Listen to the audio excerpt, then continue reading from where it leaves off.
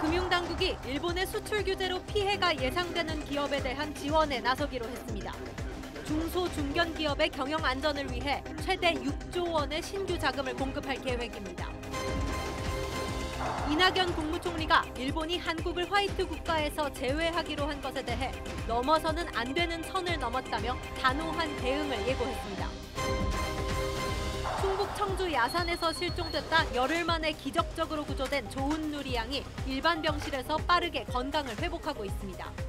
조양을 처음 발견한 군견 달관이와 수색대원들을 만나봤습니다. 서울 35.5도, 청주 36.7도 등 한반도가 펄펄 끓고 있습니다. 오늘 날씨가 더워서 애를 데리고 모처럼 나왔는데요. 전국에 폭염특보가 내려진 가운데 밭일을 하던 80대가 숨지는 등 온열 질환에 이상이 걸렸습니다.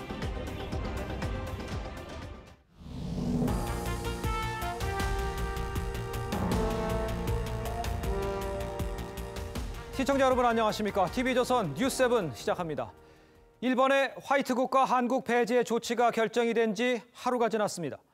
오늘 휴일이지만 우리 정부와 기업들은 일제히 비상 대응에 나섰습니다. 신속한 총력 대응, 이게 지금 핵심인데 이 정부는 일단 최대 6조 원이 넘는 신규 자금을 공급을 하고 피해 기업 기존 차입금의 만기 연장 등에 나섭니다. 자, 오늘 뉴스7 이 정부와 우리 기업의 이 구체적인 대응 조치는 어떤 건지 또 효과는 과연 있는지 현 상황의 외교적 해법 찾기는 과연 멈춘 건지 또 미국은 중재 노력을 하기는 하는 건지 이 백색 국가 취소 결정 후에 우리 아주 급박한 움직임, 각국 반응 입체적으로 좀 짚어보도록 하겠습니다. 먼저 정부의 대응부터 확인하겠습니다. 김자민 기자입니다. 일본이 한국을 화이트 국가에서 제외한 다음 날 우리 측 주무부처 수장이 처음 찾은 곳은 소재 부품 수급 대응 지원센터입니다. 이 지원센터는 일본의 수출 규제 확대에 대비해 지난달 22일 산업부 등 정부 부처들과 대한상의 등 민관 합동으로 설립됐습니다. 정부는 지원센터의 인력과 기능을 확충해 기업들의 신속한 정보를 제공하고 소재나 부품 수급에 어려움이 생길 경우 즉각적인 조치에 나서기로 했습니다. 우리 기업들이 소재 부품을 안정적으로 조달해 나갈 수 있도록 단기 수급 애로를 즉각적으로 해소해 나가야 합니다. 금융지원 방안도 확정했습니다. 정책금융기관들은 피해 기업들에 대한 대출과 보증을 1년간 만기 연장해줍니다. 시중은행들 역시 자율적으로 동참하기로 했습니다. 또 피해 기업엔 6조 7천억 원 규모 신규 자금도 공급됩니다. 산고를 겪어야 새 생명이 나오고 꽃샘 추위를 겪어야 봄이 오며 어둠이 지나야 새벽이 온다고 했습니다. 정부는 모레 일본 수출 규제 대응 관계장관 회의를 열고 소재 부품 장비 경쟁력 강화 대책을 발표합니다. TV조선 김자민입니다. 자, 이번엔 우리 기업의 대응을 좀 살펴보도록 하겠습니다. 일제히 지금 비상 경영 체제에 돌입을 해 있습니다. 일단 이 단기와 중기로 나눠서 볼 수가 있는데 이 당장 두세 달 뒤로 예상되는 생산 차질을 막기 위해서 소재 공급선 확보에 동분서주하고 있습니다. 중장기적으로는 소재 부품 국산화 작업에 힘을 쏟고 있습니다. 오현주 기자입니다. 삼성과 SK, LG 등 5대 그룹은 일제히 비상경영 체제에 돌입했습니다. 각 기업 구매 생산 담당자들은 일본으로부터 수입 차질을 빚을 수 있는 소재 파악과 분석에 나서는 한편 대체 공급이 가능한 해외 업체 물색에 나섰습니다. 소재 국산화에도 더 속도를 내고 있습니다.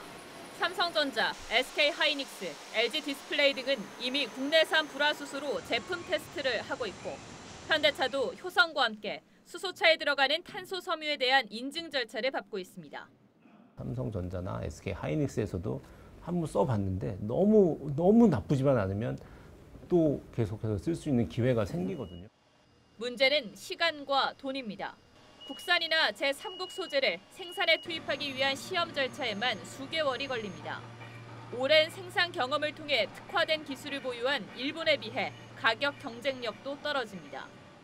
이미 현재 갖고 있는 많은 메리트들을 일본이든 한국이든 포기해야 된다는 상황이 되기 때문에 글로벌 밸류체인 전체에서 수익성도 감소가 있을 수밖에 없습니다.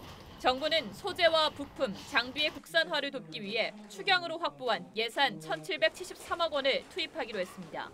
TV조선 오현주입니다. 자, 이런 상황에 수출 규제를 놓고 외교전이 한창인 이 ARF 회의에서는 한일 외교 수장의 진실 공방까지 벌어졌습니다. 미국이 수출 규제에 우려를 표했다는 이 강경화 장관의 발언에 대해서 고노 외무상이 그런 적 없다 이렇게 반박을 한 겁니다. 지금 현지에서는 의장 성명에 양국 입장을 담기 위한 이 치열한 외교전이 지금 이어지고 있습니다. 태국 방콕 연결하도록 하겠습니다. 자, 이채연 기자, 일본의 조치가 이 부당하다 이런 내용이 의장 성명에 담길 가능성은 있습니까? 예, 그렇습니다. 이르면 오늘 밤이나 내일쯤 의장 성명 초안이 나올 것으로 보이는데 정부는 일본 조치의 부당성에 대한 문안을 문구에 넣기 위해 막판 외교전을 벌이고 있습니다. 회담에서 싸늘한 분위기를 보였던 한일 외교수장은 일본 수출 규제에 대해 미국이 우려했다는 사실관계에 대해서도 진실 공방을 벌였습니다. 미 측은 한미일 3국이 영내 다양한 도전에 직면하고 있는 가운데 자국의 주요 동맹국인 한일 간 갈등이 계속되는 상황에 우려를 표명하였으며 마이크 폼페이오 미 국무장관이 한미일 외무장관 회담 때 한일 갈등을 우려했다는 건데 일본 외무성은 즉각 사실과 다르다고 반박했습니다. 협력을 당부한 거지 우려라는 표현은 없었다는 겁니다. 냉랭한 분위기는 어제 한미일 회담 직후에도 이어졌습니다. 폼페이오 장관이 잠시 손을 뻗기도 했지만 악수도 없이 한일 장관은 재빨리 자리를 벗어났습니다. 강 장관은 오늘 마지막 회담에서도 일본의 수출 규제를 심각히 우려한다고 했고 고노 외무상은 이번 조치를 미국도 이해했다고 주장했습니다. 방콕에서 TV조선 이채연입니다. 자, 정부는 어제에 이어 오늘도 국무회의를 소집을 해서 대일 강경 입장을 재확인했습니다. 대표적 지1파로 꼽히는 이낙연 총리까지 일본을 향해서 선을 넘었다 이렇게 비판을 했는데 일본은 오히려 우리 보고 냉정하라 이렇게 말을 했습니다. 한마디로 어이가 없습니다. 이정현 기자입니다. 토요일 오전 10시 임시 국무회의를 소집한 이낙연 총리는 일본의 화이트 국가 배제 조치가 선을 넘었다며 단호한 대응을 다짐했습니다. 한일 양국 나아가 세계의 자유무역과 상호 의존적 경제 협력 체제를 위협하고 일본은 넘어서는 안 되는 선을 넘었습니다. 우리는 단호하게 대응하지 않을 수 없습니다.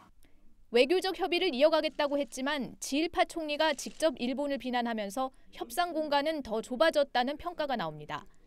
정부는 일본의 조치를 강제징용 판결에 대한 보복으로 규정하고 부당성을 알리기 위한 국제 여론전을 강화할 예정입니다.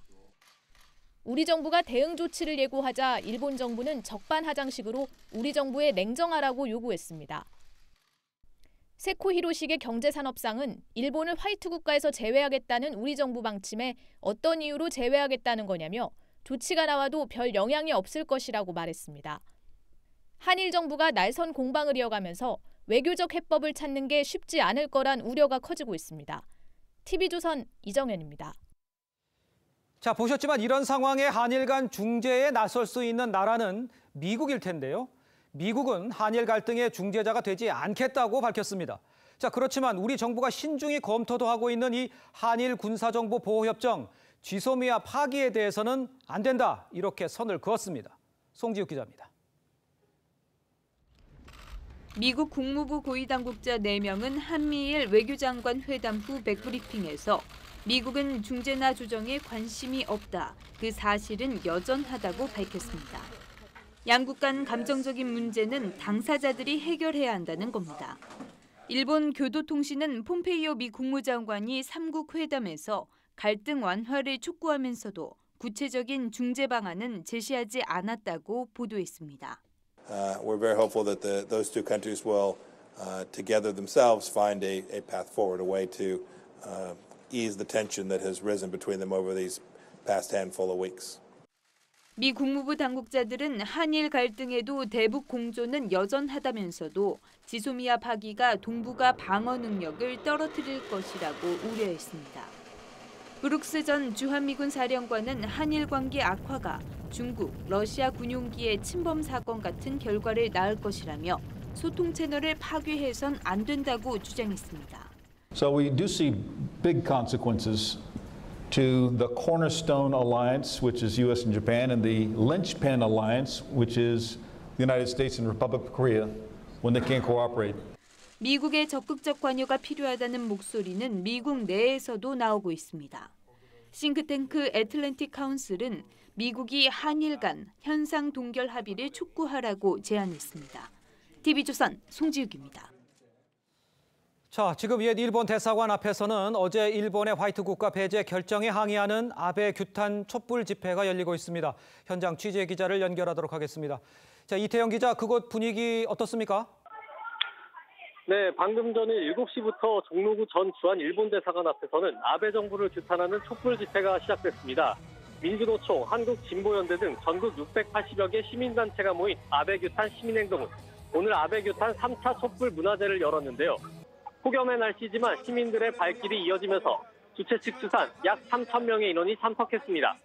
집회 참가자들은 평화의 소녀상부터 안국역, 종각, 세종대로를 따라 촛불 행진을 할 예정입니다.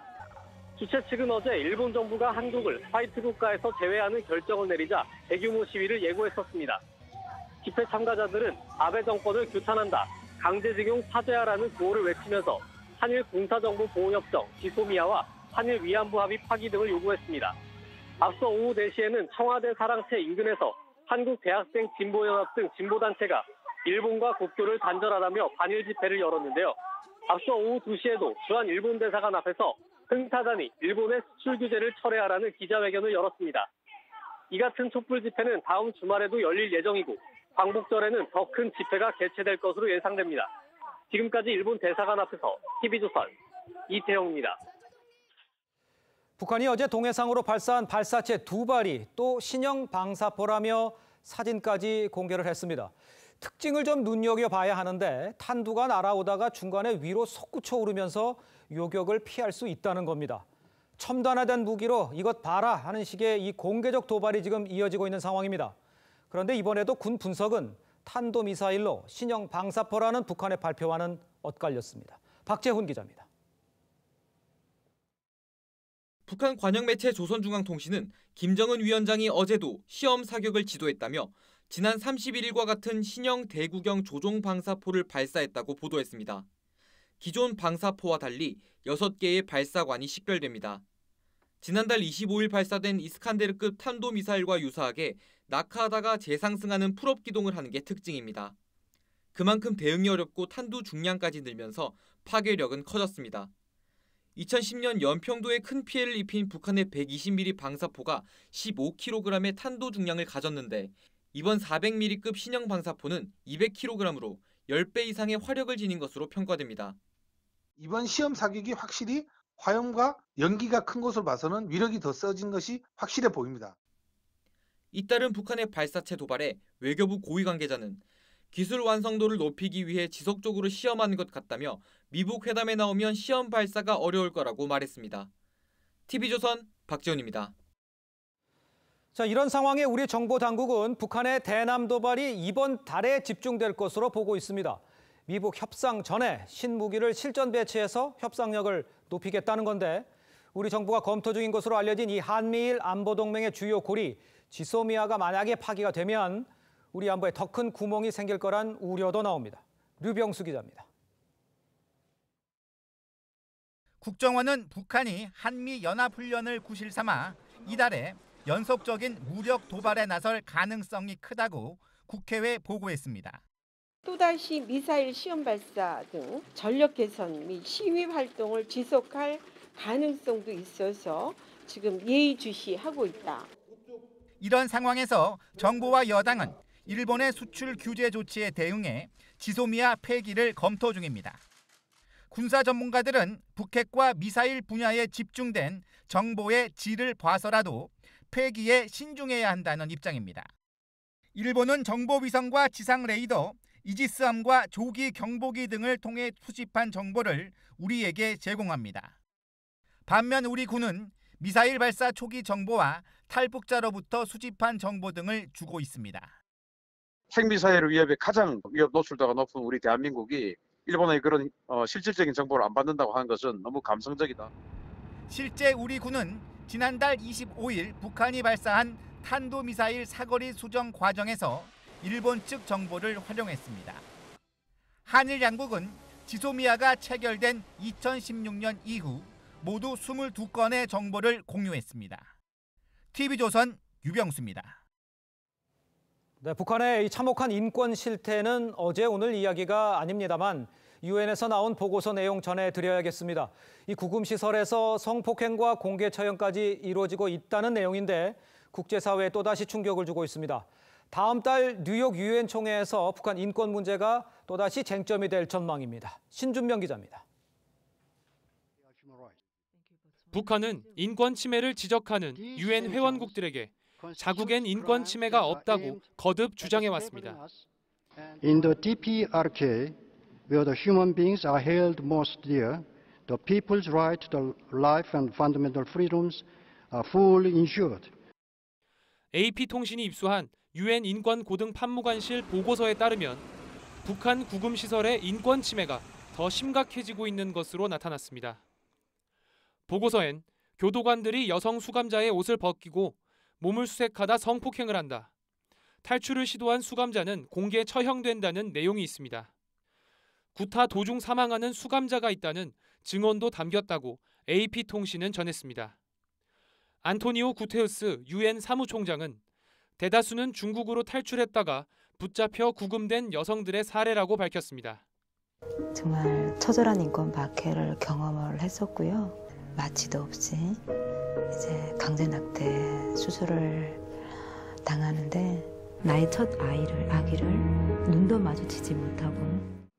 탈북민 330여 명을 인터뷰한 이 보고서는 총회에 보고됐고 9월 말 각국 정상이 참석하는 유엔 총회 때 쟁점이 될 전망입니다. TV조선 신준명입니다. 말 그대로 전국이 가마솥 더위였습니다. 경기도 안성의 최고 기온이 무려 39도를 넘어섰고 경북 김천에선 밭일을 나간 80대 여성이 더위에 숨지는 등 피해도 잇따랐습니다. 정부는 폭염 경보 수준을 주의에서 심각으로 높였습니다. 김주영 기자입니다. 뜨거운 햇볕이 내리쬐는 한강변. 더위를 물리치려 서로에게 물총을 쏘고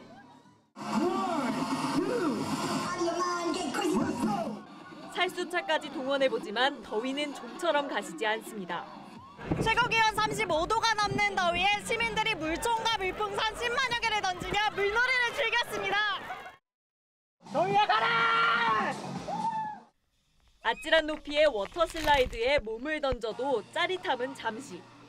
오늘 날씨가 더워서 애들 데리고 모처럼 나왔는데요. 근데 너무 재밌는 물총 싸움을 하고 있어서 애들이 너무 기뻐하고 오늘 지금 복면 쓰고 있는 것 자체가 너무 힘들어요. 숨도 차고 힘든데 그래도 물 맞으니까 시원했어. 오늘 서울 최고 기온은 36도를 기록했고 경기도 안성은 39.3도까지 치솟는 등 전국 대부분 지역에 폭염이 기승을 부렸습니다. 수도권과 충청도, 전남 전역엔 폭염 경보가, 제주와 울산에도 폭염주의보가 내려졌습니다. 폭염특보가 내려졌던 어제 오후 7시 45분쯤 경북 김천에선 밭일을 나갔던 80대 여성 A씨가 숨지기도 했습니다. 전국적으로 열로 인한 탈진 등 온열 질환으로 병의원을 찾은 환자는 660명을 넘어섰습니다. TV조선 김주영입니다. 미국령 괌해 해상에서 발생한 태풍 프란시스코가 북상하고 있습니다. 이동 경로는 아직 정확히 알 수 없지만 다음 주 화요일쯤 제주 해상을 거쳐 한반도를 관통할 가능성도 제기됩니다. 정은혜 기자입니다. 일본 남동쪽 해상에서 북상하고 있는 제8호 태풍 프란시스코의 모습입니다. 아직까진 중심기압 994헥토파스칼 안팎에 순간 최대 풍속 21m인 소형급 태풍입니다.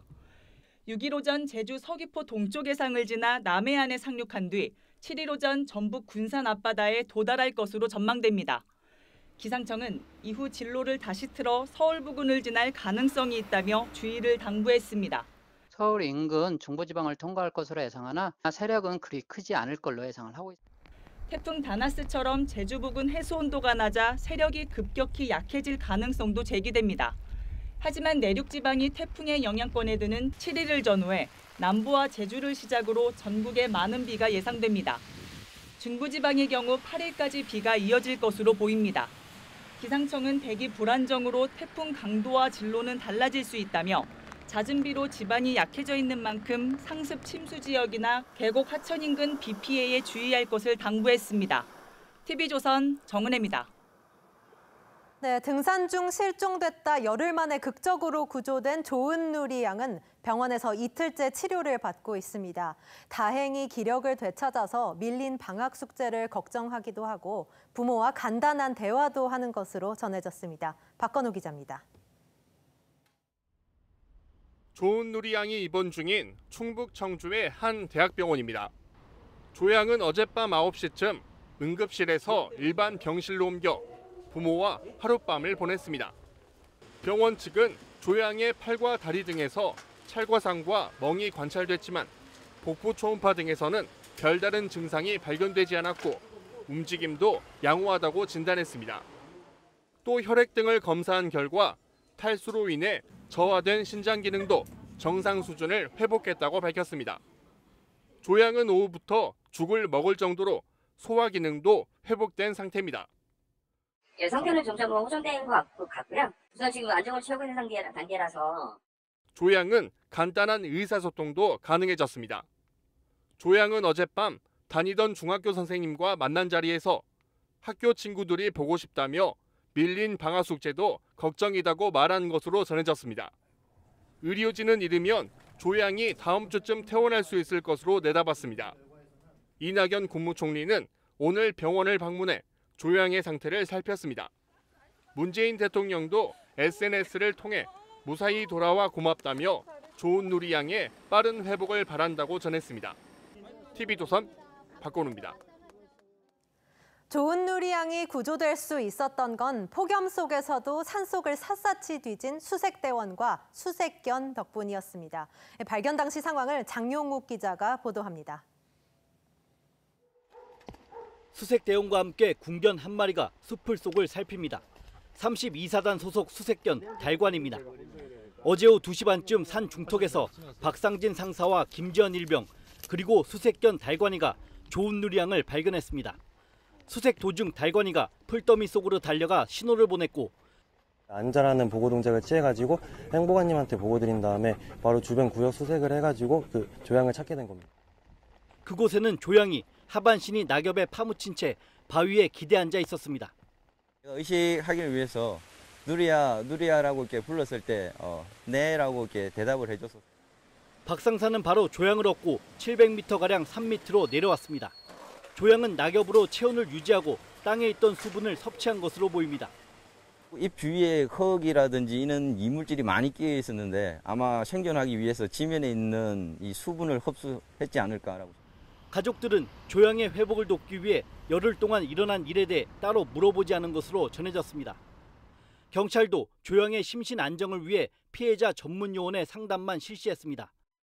사고 경위에 대한 조사는 면담 형태로 다음 주에 진행할 예정입니다. TV조선 장용욱입니다. 휴가철을 맞아 전국 고속도로가 많이 막혔습니다. 경기도 광주에선 줄줄이 늘어선 차들을 뒤늦게 발견한 고속버스가 6중 추돌 사고를 일으켰습니다. 또 부산에선 여고생이 화장실에 들어갔다 유독가스를 마셔 의식불명 상태에 빠졌습니다. 사건 사고 이심철 기자입니다. 고속버스 앞부분에 끼인 승용차가 형체를 알아볼 수 없을 정도로 부서졌습니다. 오늘 오전 11시쯤 중부고속도로 광주 나들목 부근에서 6중 추돌 사고가 났습니다. 1차로를 달리던 45인승 고속버스가 앞서가던 49살 김모 씨의 승용차를 들이받았습니다.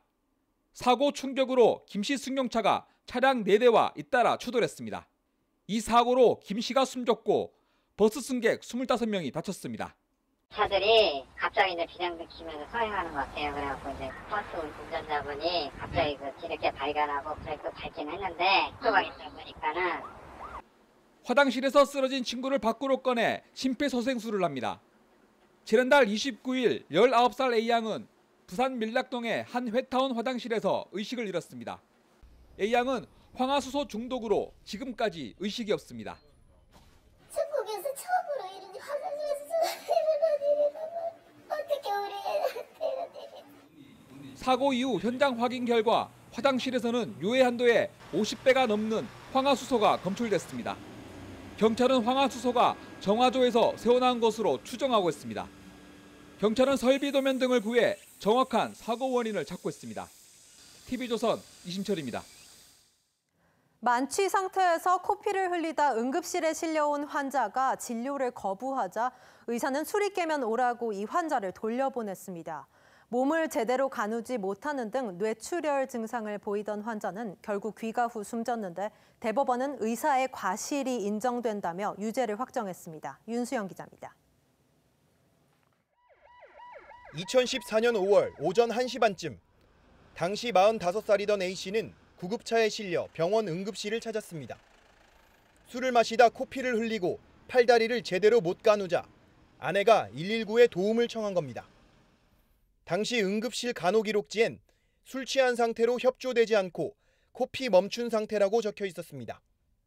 멍든 눈 주위가 붓고 오른쪽 팔다리를 제대로 못 쓰는 등 이상 증세를 보였지만 A씨의 진료 거부로 응급실 도착 후 2시간 반이 지나도록 기본적인 진료조차 이루어지지 않았습니다. 당시 당직 의사였던 40살 박모 씨는 보호자인 A씨 아내를 불러 남편이 술이 많이 취해 치료를 해줄 수 없으니 술이 깨면 데려오라며 돌려보냈습니다.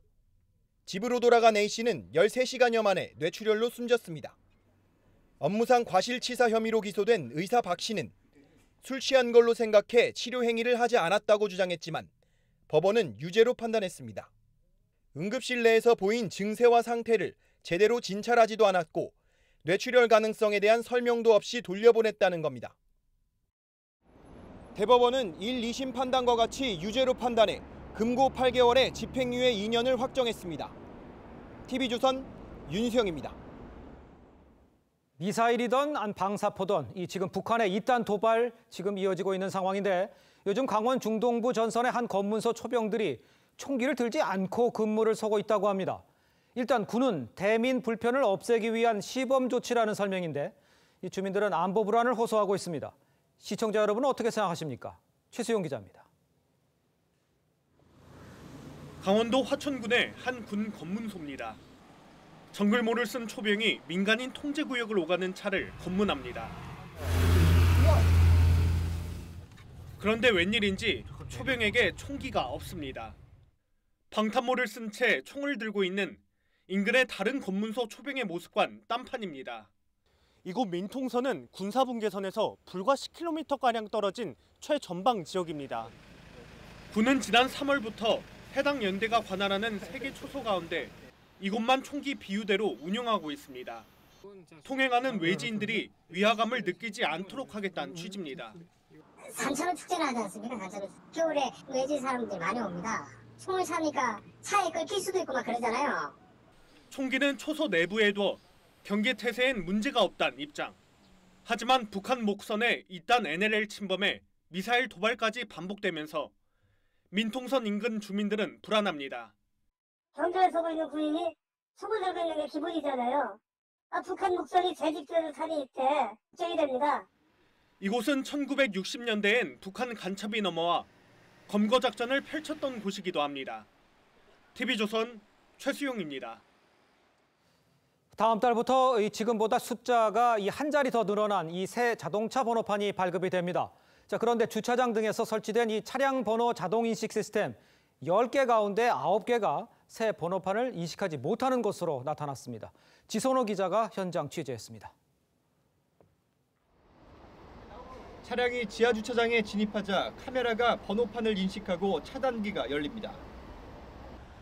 그런데 주차장을 빠져나가려고 하니 차단기가 꼼짝을 하지 않습니다. 이거 신규 번호판 차량인데요. 신규 번호판이라 인식이 안 돼요? 잠시만요. 사무실로 전송된 자료를 확인해 보니 엉뚱한 번호가 잘못 인식돼 있었습니다. 이 차는 다음 달부터 보급 예정인 8자리 새 번호판을 달았습니다. 카메라가 업데이트되지 않으면 8자리 자동차 번호판이 일부만 인식이 되거나 아예 인식이 되지 않을 수도 있습니다. 하지만 차량 번호 인식 시스템이 업데이트된 곳은 10개 가운데 1개에 불과합니다. 특히 서울은 업데이트율이 4%도 안 됩니다. 매달 15만 대씩 새 번호판을 단 차량이 쏟아져 나올 예정인데 차량이 몰리는 쇼핑몰이나 관광지 등에선 큰 혼잡이 예상됩니다. 대당 30만 원에서 100만 원 가량 드는 비용 때문에 민간 부문의 업데이트가 특히 더딥니다. 이제 부담스러워하는 곳도 있고 또 일정 부분은 이제 절차 같은 것들을 진행시키는 데 있어서 시간이 소요되고 있는. 국토교통부는 각 지자체에 협조를 요청하는 한편 현장 점검을 통해 민간 업체들의 업데이트를 독려하겠다는 계획입니다. TV조선 지선호입니다. 네, 놓치면 아쉬운 더하기 뉴스 시간입니다. 오늘은 정치부 김미선 기자와 함께하겠습니다. 자, 더하기 뉴스 첫 번째 키워드 보겠습니다. 그냥 정치하세요. 내용을 보니까 조국 교수에 대한 이야기 같아요. 네, 서울대학교 게시판 곳곳에 복직한 조국 교수를 향해 그냥 정치하시길 바란다는 대자보가 붙었습니다. 네. 트루스포럼 학생들은 폴리페서를 비판한 조국 교수가 자신에 대해서는 그렇게 관대한 것이 놀랍다며 스스로 말씀을 지켜주길 바란다고 사퇴를 촉구했습니다. 내로남불의 화신이라는 소리를 들으면서 구차하게 학생들 앞에 서지 말라고도 덧붙였습니다. 네. 또 교육자로서 편협한 시각을 갖고 있다고도 지적했습니다. 산호맹 사건에 가담했던 조 교수가 아직도 죽창가를 운운하면서 자신과 다른 의견은 친일파로 매도하는 등 편협한 사고를 한다면서 학생들의 미친 영향도 우려했습니다. 학생들은 교수, 동문까지 포함된 사퇴 촉구 모임도 결성합니다. 그렇군요. 자, 두 번째 키워드 보겠습니다. 남자는 말이 없다. 강타 씨의 모습인데 본명 안치련 씨. 맞습니다. 오늘 아주 핫한 뉴스라고요? 네. 아이돌의 조상격인 H.O.T 멤버 강타를 두고 추문이 이어졌습니다. 이틀 전에 레이싱 모델 우주환이 강타와 신체 접촉을 하는 동영상을 올렸다가 삭제를 합니다. 우주환은 강타와 한번 헤어졌다가 최근 다시 만나서 알아가는 중이었다고 해명했습니다. 그런데 돌연 오정연 아나운서가 2017년에 강타가 우주환과 자신을 동시에 만났다는 폭로 글을 올렸습니다. 연인이 다른 여자와 침대에서 발견됐는데 오히려 당당하게 나왔다며 충격을 토로했습니다. 우주환 씨는 바람녀 프레임을 씌우지 말아달라고 호소했습니다. 그날 애니메이션을 보고 있는데 한 여성이 들어왔고 자신도 무섭고 힘든 날이었었다면서 비난을 자제해달라고 호소했습니다. 네. 강타는 SNS에 우주환과 헤어졌다는 입장만 남기고 계획된 공연을 취소했습니다. 자, 이번에 마지막 키워드 볼까요? 술 마셔서 죄송합니다. 김재원 의원의 모습입니다. 김재원 국회 예결위원장이 음주 추경안 심사 논란에 휩싸였는데요. 어제 네. 한 언론에 음주 논란을 사과하는 문자를 보내는 모습이 포착됐습니다. 자, 기자가 음주는 어떻게 된 거라고 묻자 죄송이라고 답했습니다. 네. 김 위원장은 7조 원 추경 심사 진행 중인 그제밤 11시 몸을 가누지 못하고 비틀거리는 모습을 보였습니다. 네. 90도로 인사도 했는데요. 술 냄새도 풍겼던 것으로 전해집니다. 조금 전 황교안 대표는 엄중주의 조치한다고 밝혔습니다. 자, 그런데 지난달 말 국회 보이콧 중에도 김 위원장은 상주 지역 지지자들과 노래방에서 노래를 부르는 사진이 SNS에 올라왔었는데 예. 곧 내려지는 일도 있었습니다. 아하. 그 직전 캡처된 것으로 최초 공개합니다. 그렇군요. 저 오늘은 한 가지 소식을 더 가져오셨죠? 소개해 줄까요? 네, 더불어민주당 이해찬 대표가 일본의 화이트 국가 배제 결정 직후 일식당에서 사케를 마셨느냐를 두고 아하. 시끄러웠습니다. 예. 자유한국당은 이율 배반적인 코미디다라고 비판했는데 민주당은 이해찬 대표가 마신 건 일본산 사케가 아니고 국내산 청주였다면서 일식집 사장님에게 받은 사진을 공개했습니다. 그렇군요. 지금까지 김미선 기자였습니다. 잘 들었습니다. 영유아들만을 위한 공연이 국내에서 잇따라 열렸습니다. 아직 옹알이도 하지 못하는 1살짜리 아기가 공연을 본다면 어떤 모습일까요? 이루라 기자가 소개합니다. 배우들이 바닥에 앉아 무언의 움직임을 선보이는 동안 옆에서 함께 노는 아기가 보입니다. 공연 중 무대 곳곳을 엉금엉금 기어다녀도 소리를 힘껏 내질러도 아무도 제지하지 않습니다. 국립극단에서 처음으로 선보인 30분짜리 베이비 드라마, 즉 영유아극인데 18개월 이하 아기들이 대상입니다. 이야기 대신 자연의 소리를 들려주고 무대와 객석을 구분하지 않고 부모와 함께 자유롭게 관람합니다. 아주 어린 시기부터 감각적인 경험과 아니면 세상에 대한 탐구와 배움이 일어나고 있고 연극예술이 그 아기들한테 그런 성장을 돕고 아기들의 체험을 풍부하게 해줄 수 있다. 이미 유럽에선 영유아들을 위한 공연이 대중화돼 있습니다. 국내에서도 최근 선보인 스웨덴 연출가의 마음의 정원은 태아 시절 머무르던 엄마 자궁처럼 어둡게 실내를 조성한 것이 특징. 2시간 반이라는 공연 시간 동안 부모와 아기는 자유롭게 행동합니다. 등퇴장이 자유롭게 어머님들이 아기들이 이제 우유는 거기 안에서 먹이실 수 있고요. 저희가 수유름을 따로 마련을 했어요. 보고 듣고 느끼면서 아기들의 감각이 한층 더 살아납니다. TV조선 이루라입니다.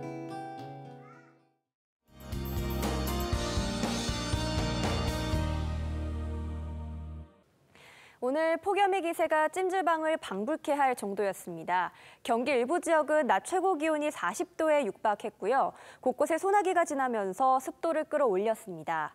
이 열기는 고스란히 열대야로 이어지겠습니다. 잠 못 드는 토요일 밤이 될 수 있겠고요.